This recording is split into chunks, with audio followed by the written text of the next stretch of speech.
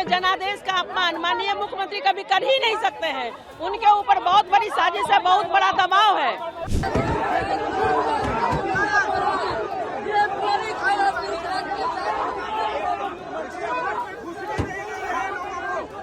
रोए नहीं तो क्या करें? जो कल से न्यूज चलाया जा रहा है तो क्या करें हम लोग?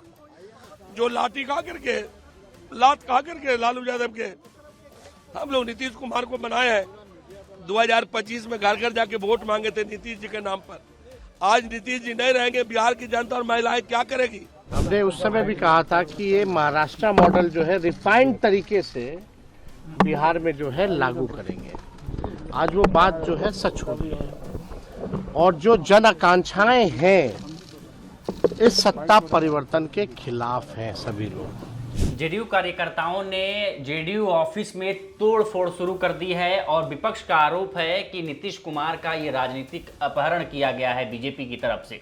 नीतीश कुमार ने एक ट्वीट किया है जिसमें उन्होंने बताया है कि अब वो एक मार्गदर्शक की भूमिका में रहेंगे और जो भी बिहार में नई सरकार का गठन होगा उसका बाहर से मार्गदर्शन करते रहेंगे और वो राज्यसभा जाना चाहते हैं। और उनके राज्यसभा के नामांकन के लिए केंद्रीय गृह मंत्री अमित शाह भी पटना पहुंच चुके हैं, बिहार पहुंच चुके हैं। पटना में वो नितिन नवीन जो बीजेपी के राष्ट्रीय अध्यक्ष हैं उनके नामांकन में दाखिल होंगे और नीतीश कुमार के नामांकन में दाखिल होंगे। और माना जा रहा है कि अब नीतीश कुमार की जगह बीजेपी अपना खुद का मुख्यमंत्री चुनेगी। इससे नाराज हैं जेडीयू के कार्यकर्ता। जेडीयू के कार्यकर्ता कह रहे हैं कि ये चुनाव के दौरान ही कह दिए होते आप तो उसकी तस्वीर कुछ अलग होती। अगर आप नीतीश कुमार को हटाना चाहते हैं तो एक बार फिर से चुनाव करवाइए, नए चुनाव करवाइए। सुनिए कार्यकर्ता क्या कह रहे हैं। रोए नहीं तो क्या करें? जो कल से न्यूज चलाया जा रहा है तो क्या करें हम लोग? जो लाठी खा करके, लात खा करके लालू यादव के हम लोग नीतीश कुमार को बनाए हैं। 2025 में घर घर जाके वोट मांगे थे नीतीश जी के नाम पर। आज नीतीश जी नहीं रहेंगे, बिहार की जनता और महिलाएं क्या करेगी? कहाँ जाएगी बिहार की जनता और महिलाएं? किसी दूसरे के नाम पर आप वोट मांग, फिर से चुनाव करा लीजिए। आप जिसको मुख्यमंत्री बनाना चाहते हैं उसके नाम पर वोट करा लीजिए, आपको मैंडेट मिल जाए, आप मुख्यमंत्री बनिए। लेकिन बीच रास्ता में कार्यकर्ता का अपमान और जनता का अपमान नहीं कीजिए। वोट नीतीश जी को नाम पर पड़ा है, दूसरे के नाम पर नहीं पड़ा है। हम ये कहने के लिए हम लोग आए हैं। हम कार्यकर्ताओं का एक के मांग है, निशांत को भेजिए राज्यसभा और नीतीश जी बिहार के मुख्यमंत्री रहे। और कोई मांग हम लोग का नहीं है। जैसे है मुख्यमंत्री जी वैसे रहे हम लोग। और जिसको अगर मुख्यमंत्री बदलने की इच्छा है, जिसको लगता है कि हमारे पार्टी में ताकत है, हमारे चेहरे में ताकत है, वो पार्टी फिर से चुनाव में चला जाए और मैंडेट ले ले। हम लोग कुछ नहीं बोलेंगे। हमको नीतीश चाहिए, नीतीश के अलावा कुछ और नहीं चाहिए। नीतीश जी भाई जनता वोट दिया है ना, स्वेच्छा कैसे चलेगा? राजनीति में स्वेच्छा चलता है? अबे जनता के पर क्यों गए थे नीतीश जी का नाम लेकर के? हम लोग यही हैं, यहीं पर रहेंगे, यहीं पर जिएंगे, यहीं पर मरेंगे। राज्यसभा के नॉमिनेशन करने जाने नहीं देंगे आप लोग।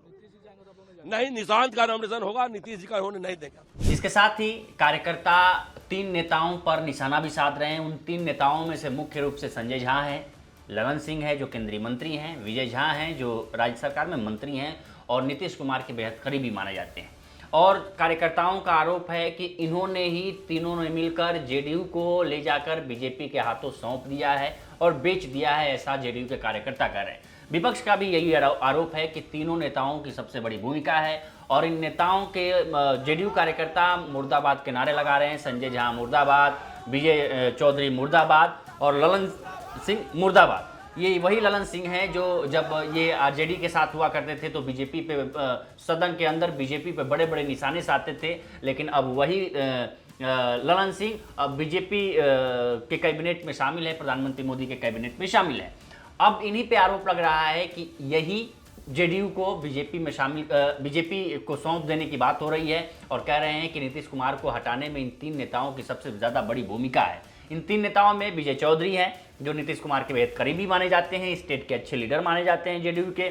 संजय झा हैं जिनको जो केंद्र और जेडीयू में यानी बीजेपी और जेडीयू में मध्यस्थता करते हैं, मीडिएटर की भूमिका निभाते हैं। और तीसरे जो नेता ललन सिंह हैं जो केंद्रीय मंत्री भी हैं और नीतीश कुमार के बहुत करीबी भी माने जाते हैं। इन तीनों नेताओं को लेकर जेडीयू के कार्यकर्ताओं में काफ़ी नाराजगी है। विपक्ष भी आरोप लगा रहा है कि ये एक राजनीतिक अपहरण हुआ है नीतीश कुमार के साथ। तेजस्वी यादव ने कहा भी है कि चुनाव के दौरान हम पहले भी कह चुके थे कि दूल्हे के तौर पे नीतीश कुमार को भले घोड़ी पे बैठाया जा रहा है, लेकिन फेरे किसी और के साथ कराया जाएगा। आज वो तस्वीर साफ हो गई कि फेरे किसी और के साथ हो रहा है। सुनिए तेजस्वी यादव ने क्या कहा। कहते थे कि चुनाव में जिस हिसाब से इन लोगों की जीत हुई है, धनतंत्र की जीत हुई है, मशीन तंत्र की जीत हुई है, सब लोग करेगा तो ये एक एक एनडीए के घटक दल सब लोग जानते हैं कि उनकी जीत इस चुनाव में कैसे हुई।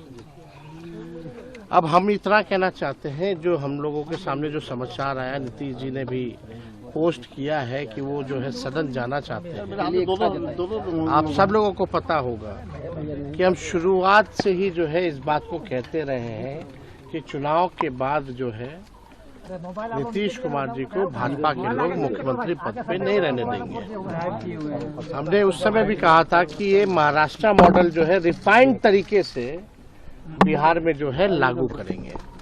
आज वो बात जो है सच हो गई है, और जो जन आकांक्षाएं हैं इस सत्ता परिवर्तन के खिलाफ हैं। सभी लोग, जो भी जन भावना लोगों की है इस सत्ता परिवर्तन के खिलाफ है। हम नीतीश जी के साथ कुछ दिन काम भी किए, उप मुख्यमंत्री भी रहे, लेकिन ज्यादातर जो है हम विपक्ष में रहे। हम लोग सब लोग जानते हैं। आप मेरा एक बयान देखिएगा, जब नीतीश कुमार जी जब दोबारा हम डिप्टी सीएम बने, उसके बाद जब दोबारा वो 28 जनवरी 2024 में जब हम लोग को छोड़ के गए थे, तब उनके पास कोई वाजिब वजह भी नहीं थी कि हम लोगों को क्यों छोड़ा था। उस समय भी हम लोगों ने ये कहा था कि भाई बीजेपी जो है जनता दल यूनाइटेड पार्टी को खत्म कर देगी, अब जनता दल यूनाइटेड पार्टी अब बचेगी नहीं। हमारी पूरी सहानुभूति नीतीश कुमार जी के प्रति है। चुनाव में भी हमने उनके खिलाफ कुछ नहीं कहा, और चुनाव के दौरान भी घूम घूम के ये बात हम कहते थे कि भाई नीतीश जी को तो घोड़ी पे चढ़ाया है दूल्हा बना करके, लेकिन फेरा किसी और के साथ दिला रहा है। यही सच्चाई है। और बीजेपी नहीं चाहती है कि कोई ओबीसी समाज, अति पिछड़ा समाज, दलित आदिवासी समाज जो लीडर है या सामाजिक न्याय की जो बात करता है, धर्मनिरपेक्षता की जो बात करता है, उसको ये भाजपा के लोग टिकने नहीं देना चाहते हैं। हम जानते हैं उड़ीसा में, मध्य प्रदेश में, हर जगह जो है ये ऐसे सीएम चुनते ही है भाजपा, भले ही ओबीसी समाज के हो, लेकिन रबर स्टैंप वाला जो सीएम जो है भाजपा जो है चुनती है। यानी हम पहले भी कहते रहे हैं कि भाई पूरी तरीके से भाजपा ने हाईजैक नीतीश कुमार जी को कर लिया। आज वो बात जो है साबित हो गई है। कुल मिला के जेडीयू के कार्यकर्ता काफी नाराज हैं कि नीतीश कुमार बिहार छोड़कर, पटना छोड़कर दिल्ली की तरफ रास्ते अपने बना लिए हैं। और जो राजनीति के जानकार हैं, पॉलिटिकल पंडित हैं, उनका मानना है कि जो नीतीश कुमार को वादा किया गया है, वो वादा ये है कि 2027 में होने वाले राष्ट्रपति चुनाव में उनको राष्ट्रपति कैंडिडेट बनाया जाएगा। और उनके बेटे के लिए जो बातें हो रही हैं कि उनके बेटे को डिप्टी सीएम के तौर पे यहाँ बिहार की राजनीति में ऊपर लेके आया जाएगा। लेकिन सवाल फिर से वही है कि अगर नीतीश कुमार के बेटे राजनीति में आते हैं तो परिवारवाद नहीं है, उपेंद्र कुशवाहा के बेटे अगर राजनीति में आते हैं तो परिवारवाद नहीं है, शक्नु चौधरी के बेटे डिप्टी सीएम बनते हैं तो परिवारवाद नहीं है, लालू प्रसाद के बेटे अगर मुख्यमंत्री डिप्टी सीएम बनने की अगर चाह रखते हैं तो परिवारवाद है। ये दोहरेपन की नीति से बीजेपी, जेडीयू और एलजेपी तीनों को निकलना चाहिए, क्योंकि एलजेपी भी उसी रास्ते से है, क्योंकि चिराग पासवान की अपनी विरासत को संभाल रहे हैं।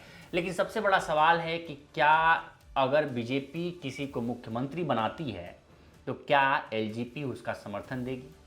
क्योंकि चिराग पासवान कभी भी नहीं चाहेंगे कि सम्राट चौधरी मुख्यमंत्री के तौर पर सम्राट चौधरी की भूमिका हो, क्योंकि अगर वो चाहते हैं, चूँकि बीजेपी का क्या है कि ये माना जा रहा है, राजनीतिक जो जानकार हैं, कि अगर सम्राट चौधरी को मुख्यमंत्री बीजेपी 90% ये तय है कि वो नहीं बनाएगी। 10% में अगर कुछ हो सकता है, क्योंकि वो भी उसी समाज से आते हैं जिस समाज से नीतीश कुमार आते थे, तो ओबीसी को एक डिफेंड करने के लिए हो सकता है कि सम्राट चौधरी की पदोन्नति हो जाए। लेकिन सवाल ये है कि विजय सिन्हा का क्या होगा, क्योंकि जिस पैक्ट की बात की जा रही है, जिस समझौते की बात की जा रही है, उसमें ये कहा जा रहा है कि दोनों डिप्टी सीएम जो होंगे वो जेडीयू से होंगे। तो विजय सिन्हा का स्थान क्या होगा? और विजय सिन्हा तो बहुत पुराने बीजेपी लीडर हैं और सम्राट चौधरी तो बहुत बाद में आए हैं, बीजेपी में शामिल हुए हैं। तो ये एक लेके बाहरी और अंदरूनी का मामला भी चल रहा है बीजेपी में। तीसरी जो तस्वीर निकल के सामने आ रही है वो है निशिकांत राय की। निशिकांत राय कह रहे हैं राय साहब की है, जो अभी केंद्रीय गृह मंत्री भी हैं। तो ये माना जा रहा है कि हो सकता है कि उनकी भूमिका हो, वो उनको मुख्यमंत्री के तौर पे प्रोजेक्ट करे बीजेपी, और उनके समर्थन में चिराग पासवान भी हैं। तो देखते हैं आखिर क्या होता है। अगर ऐसी चीज़ें होती हैं तो हम आपको बताएंगे कि आखिर जेडीयू और बिहार की पॉलिटिक्स में क्या हो रहा है। लेकिन एक बात तो तय है कि नीतीश कुमार के समर्थक, जेडीयू समर्थक नीतीश कुमार के इस फैसले से, पार्टी के इस फैसले से और बीजेपी के साथ, बीजेपी के अनुसार चलने के इस फैसले से काफ़ी नाराज हैं। तो फिलहाल इस स्टोरी में इतना ही। बाकी देश दुनिया की तमाम खबरों के लिए बने रहे लोकमत हिंदी के साथ।